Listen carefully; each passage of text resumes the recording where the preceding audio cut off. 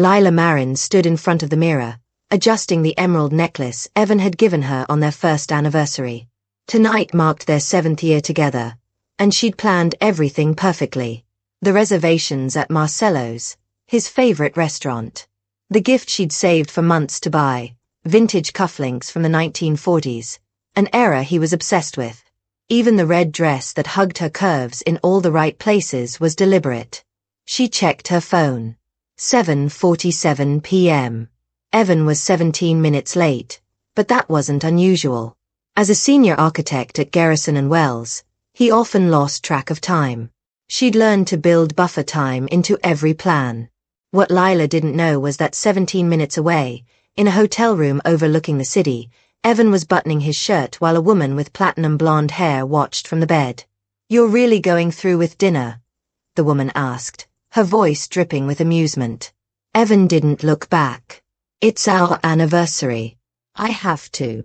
Evan arrived at 8:23 p.m., his hair slightly damp, his explanation about a last-minute client call delivered with the smooth confidence of someone who'd told the same lie many times before.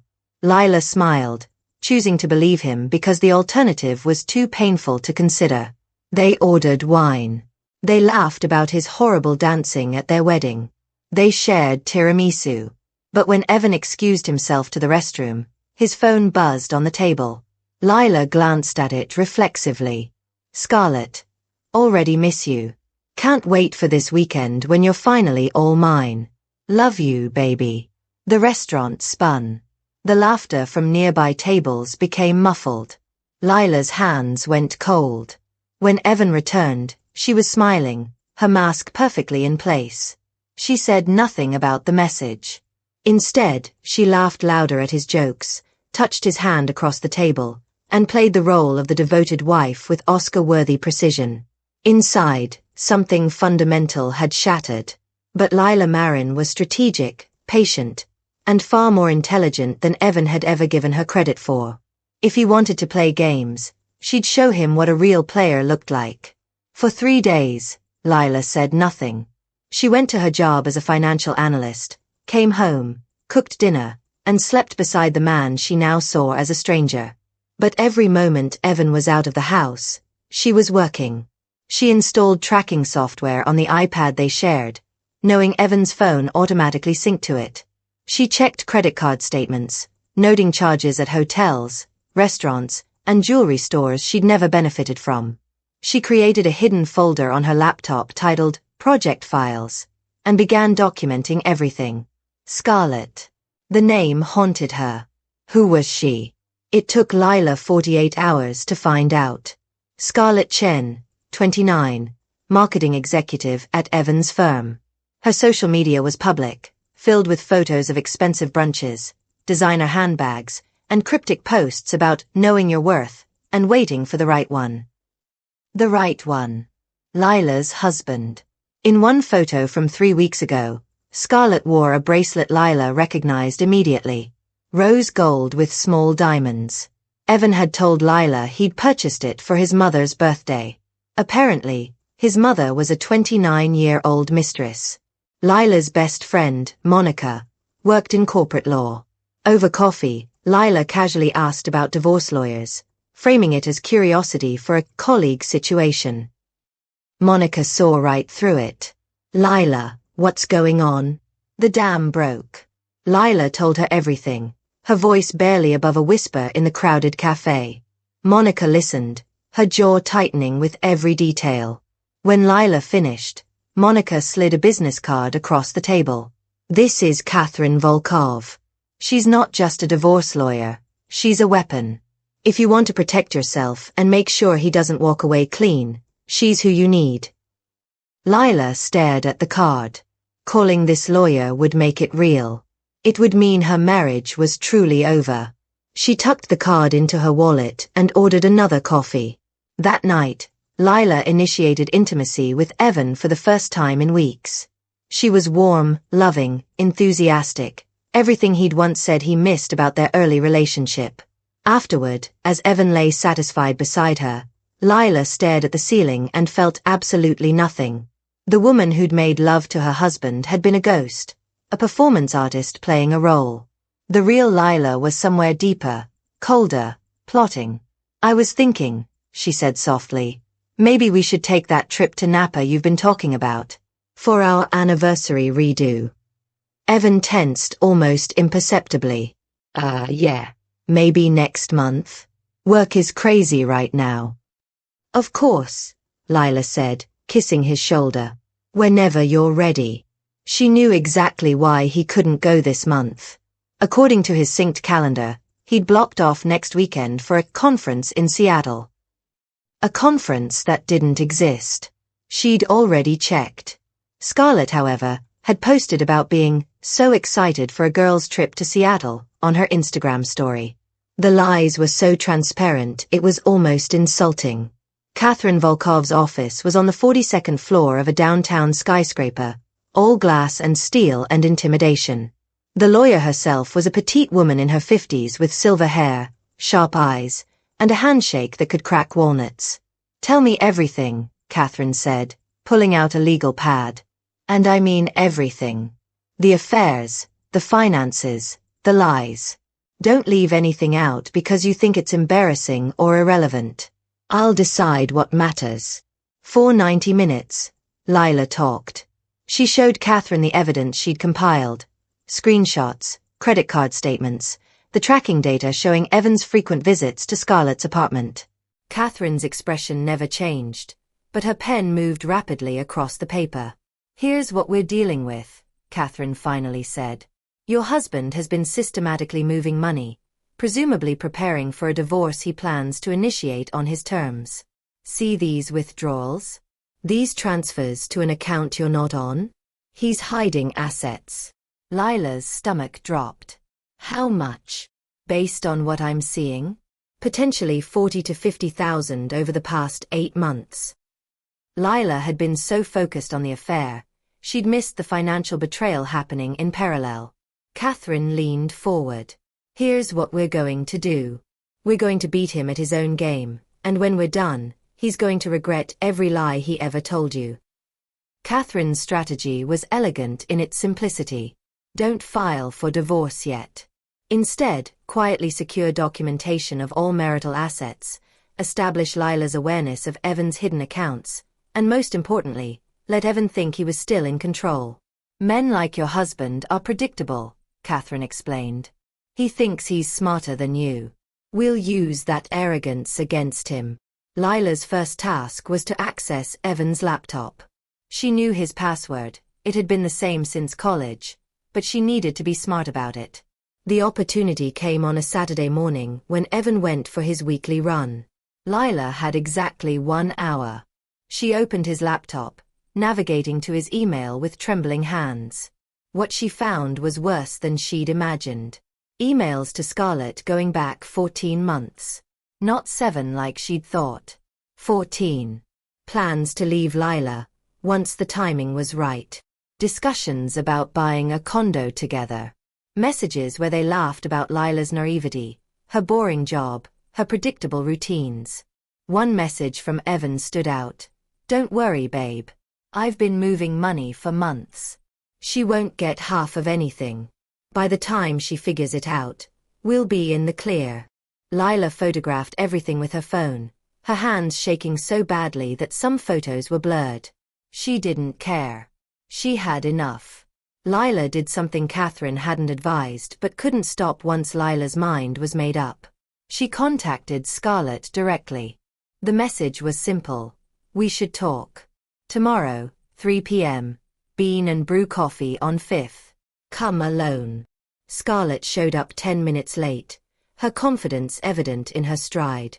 She wore expensive athleisure and oversized sunglasses, looking like she'd just stepped out of a lifestyle magazine.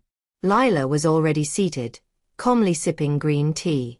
"So," Scarlett said, dropping into the chair across from her. "You know."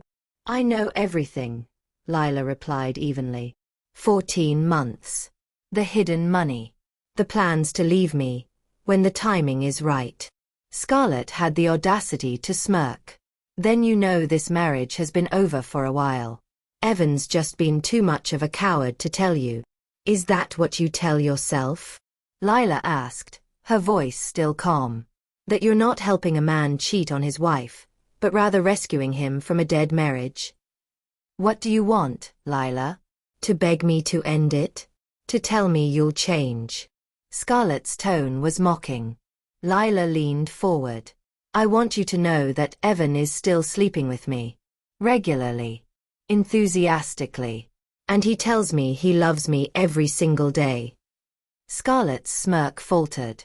I also want you to know, Lila continued, that the money he's been promising you, the future he's painted, it's not going to happen the way you think.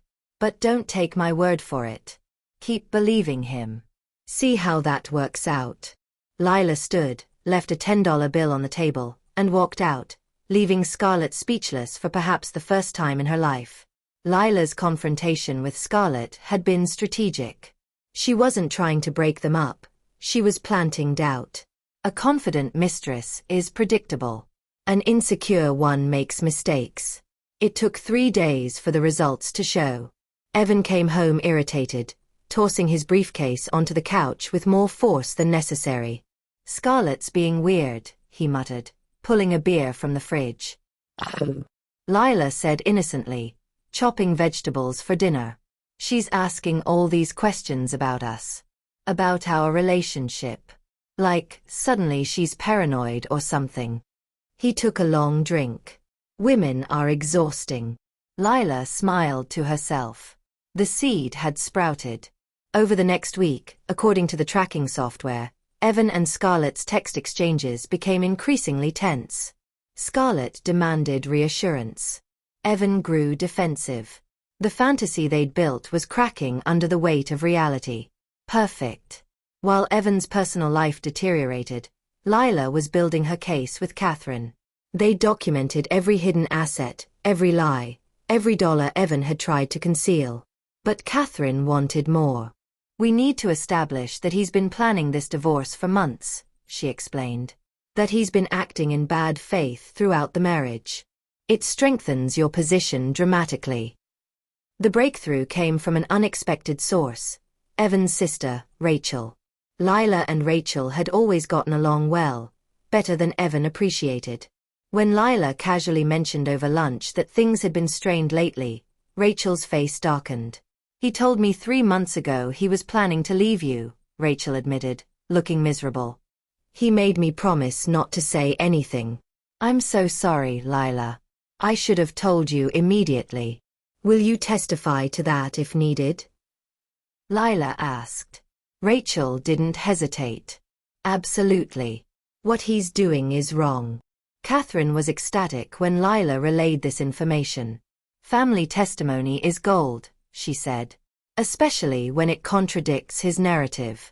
He won't be able to claim this was a sudden decision or a recent breakdown. We've got him. Lila needed one more piece of evidence. Proof that Evan would choose Scarlett over her in a genuine crisis. Catherine suggested creating a controlled situation to see where his loyalties truly lay. On a Thursday evening, Lila called Evan at work, her voice tearful and shaking. Baby, something's wrong. I'm having severe chest pains. I'm scared. Can you come home? There was a pause. Right now. I'm in the middle of a meeting. Evan, I think I need to go to the emergency room. I'm really scared. Another pause. Okay, can you call an Uber to the hospital? I'll meet you there as soon as this meeting wraps up. You can't leave now. Lila pressed, making her voice smaller. Babe, it's a really important client. I'll be there in like an hour, tops. I promise. Lila hung up and immediately checked the tracking app. Evan's phone stayed at the office for exactly 4 minutes. Then it started moving. Not toward any hospital, but toward Scarlett's apartment. He didn't call. He didn't text. He simply chose her. Lila documented everything. The call log, the GPS data, the timestamps. When Evan finally came home at 11 p.m., full of apologies about how the meeting had run long, Lila assured him she was feeling better and had just needed to rest.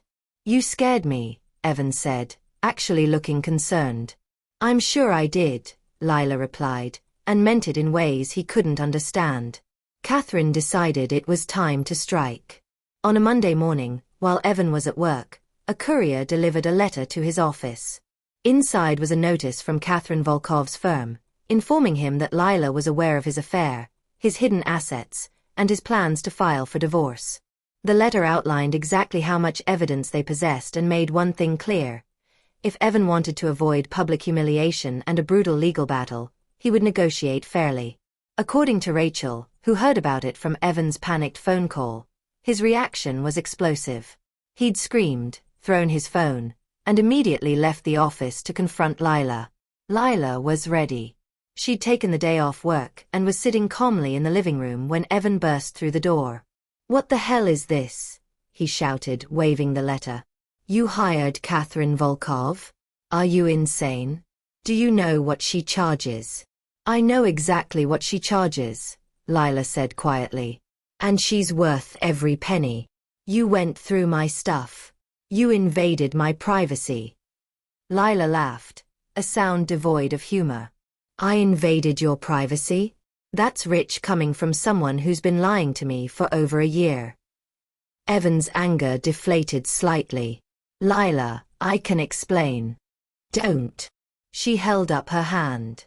"I don't want explanations. I don't want apologies. I want you to understand that I'm not the naive, predictable woman you thought I was.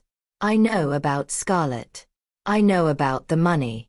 I know about every single lie." Evan sank onto the couch, his face pale. "What do you want?" "I want a fair divorce," Lila said. "And if you fight me, if you try to hide anything else, I will make sure everyone knows exactly who you are. Your firm, your family, your friends, everyone." Evan hired his own lawyer, an aggressive man named Thomas Briggs who specialized in protecting wealthy men during divorces. The four of them, Lila, Catherine, Evan, and Thomas, sat in a conference room that felt more like a battlefield. Thomas opened with an insulting offer. Lila would receive 30% of the marital assets, no alimony, and would vacate their home within 30 days. Catherine didn't even blink. She slid a folder across the table containing printed evidence of every affair detail, every hidden dollar, every lie. "Counter offer," she said calmly. 60% of all marital assets, including the hidden accounts your client thought we didn't know about. 3 years of alimony. Lila keeps the house. Thomas blustered. Evan looked sick. "Or," Catherine continued, "we go to trial, and I present all of this evidence publicly, including the messages where your client laughs about his wife with his mistress, including the fake business expenses he's been claiming, including the fact that he told his own sister 3 months ago he was planning to leave but continued to hide money and deceive his wife." Thomas requested a private conference with Evan. They left the room for 20 minutes.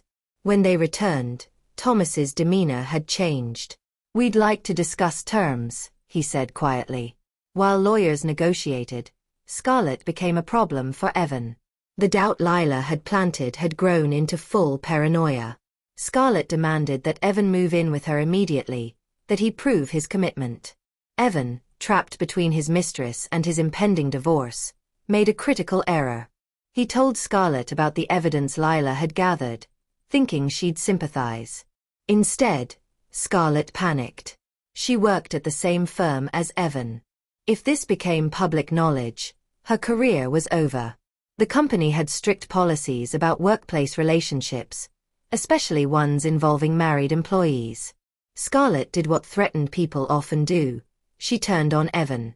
She went to HR, claiming Evan had pursued her despite her reluctance, that she'd felt pressured by his senior position to continue the relationship. When Evan found out, he called Lila for the first time since their confrontation.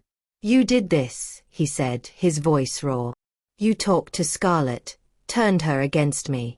"I had one coffee with her," Lila replied truthfully. "What happened after that? That's between you two. I guess she's not as loyal as you thought." Evan was suspended pending investigation. His perfect life was unraveling in real time. After 6 weeks of negotiation, they reached a settlement. Lila received 55% of all marital assets, including the funds Evan had hidden. She kept the house.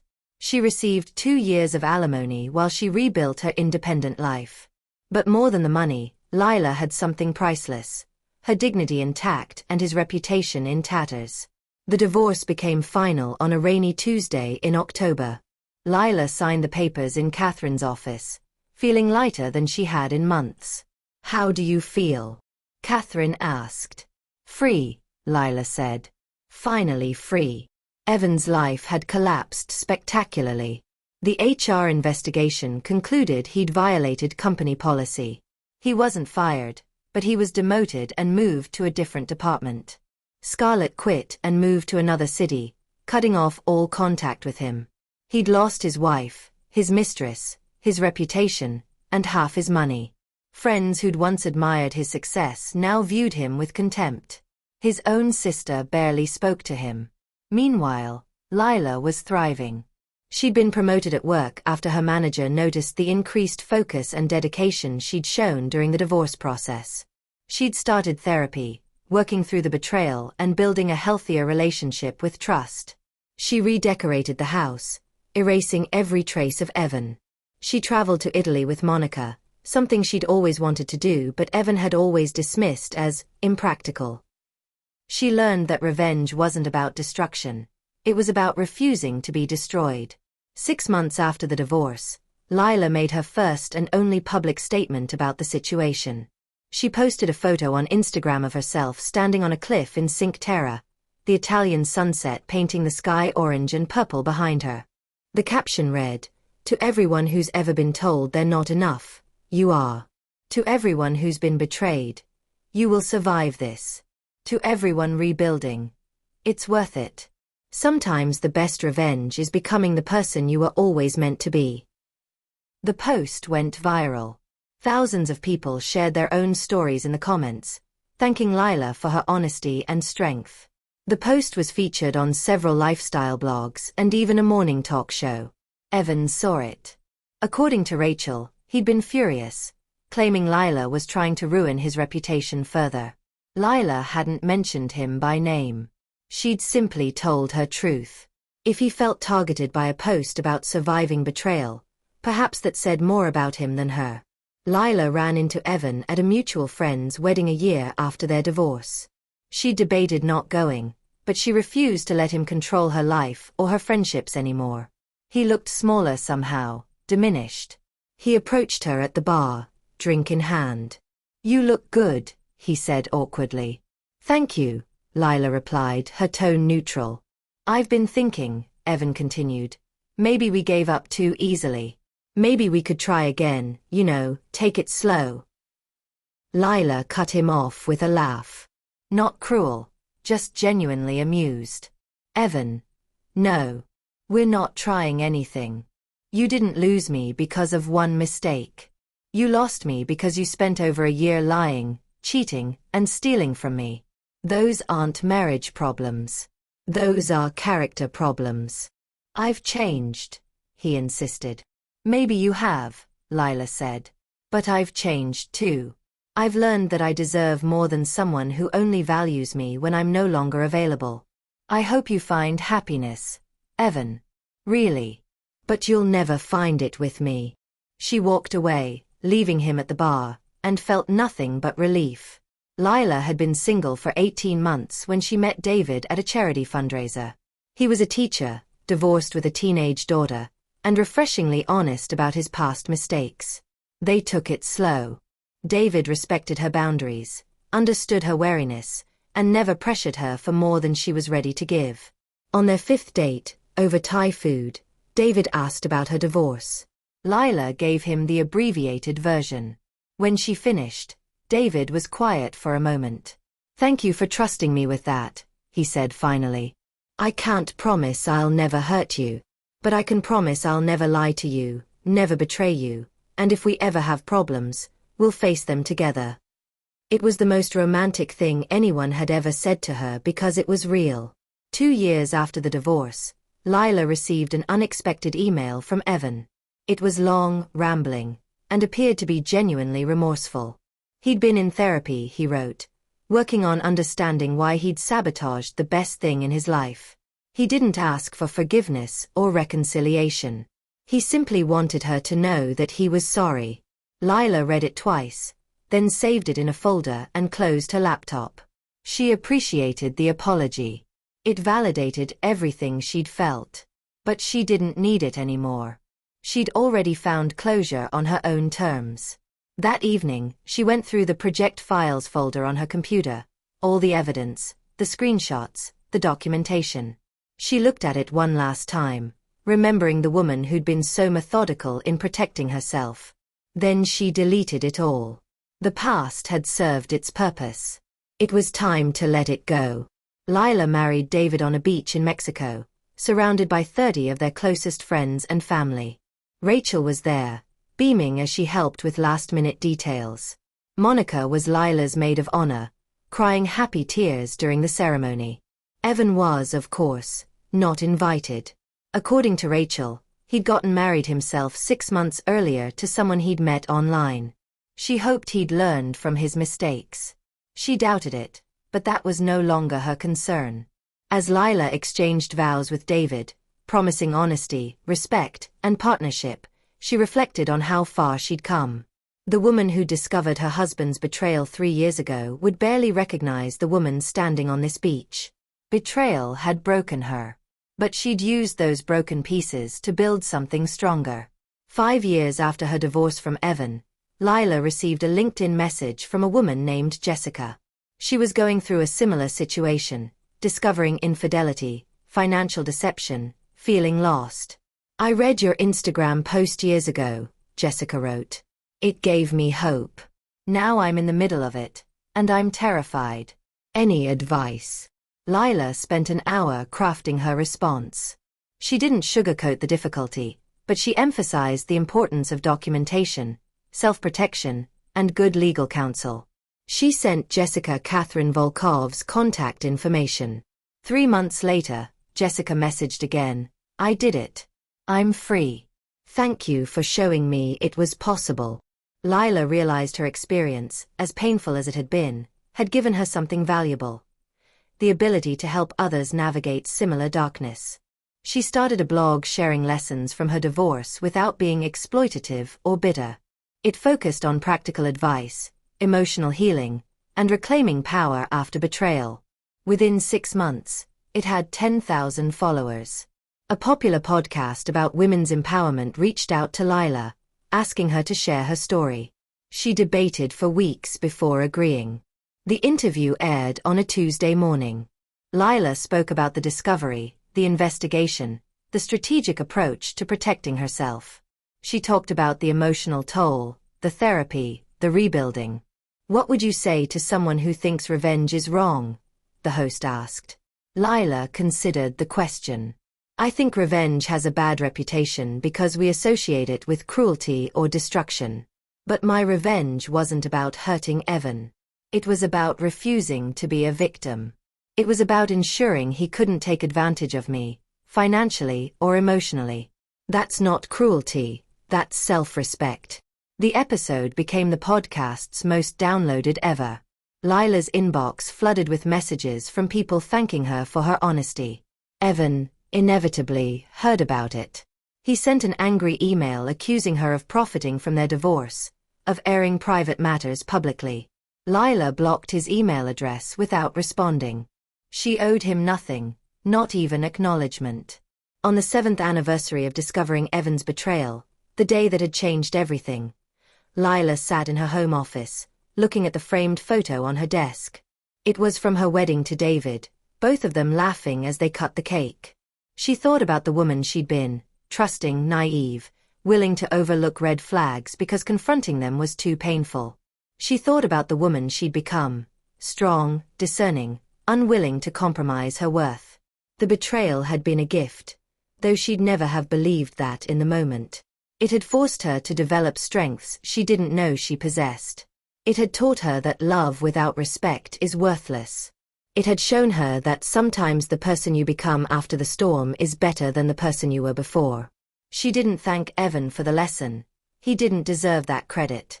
But she thanked herself for surviving it, for fighting back, for refusing to be diminished by someone else's poor choices. 10 years after her divorce from Evan, Lila was sitting in a cafe working on her laptop when she saw him. He was across the street, looking older and tired, arguing on his phone while his current wife, or maybe girlfriend, stood nearby looking miserable. Some things never changed. Lila felt nothing. Not anger, not satisfaction, not even pity. He was simply a person she used to know, one who'd taught her valuable lessons about what she wouldn't tolerate. She closed her laptop and headed home, where David was cooking dinner and their 7-year-old daughter was doing homework at the kitchen table. This was her life now. Full, rich, honest. She'd learned the ultimate truth about revenge. It wasn't about making someone suffer. It wasn't about getting even. It wasn't about proving a point. The ultimate revenge was building a life so beautiful, so authentic, so joyful that the person who hurt you became completely irrelevant to your happiness. Evan had tried to destroy her. Instead, he'd freed her to become someone extraordinary. And as Lila walked through her front door, greeted by the laughter of the people who actually loved her, she realized something profound. She'd won. Not because Evan had lost, but because she'd refused to let his choices define her story. She'd taken the worst moment of her life and transformed it into her greatest strength. That was the perfect revenge. Becoming unbreakable. Sometimes the best revenge isn't fire and fury. It's becoming so successful, so happy, so completely at peace that the person who hurt you becomes nothing more than a footnote in your success story.